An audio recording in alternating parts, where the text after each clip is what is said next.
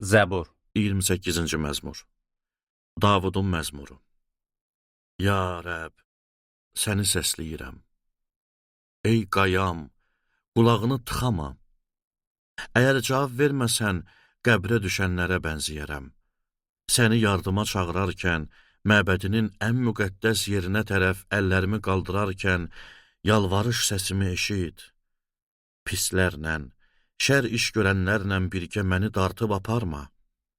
Onlar qonşuları ilə dost kimi danışır, lakin qəlblərində şər dolaşır.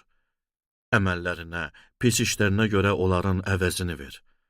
Əllərindən gələn bu işlər nəyə layiqdirsə, onlar üçün ödə.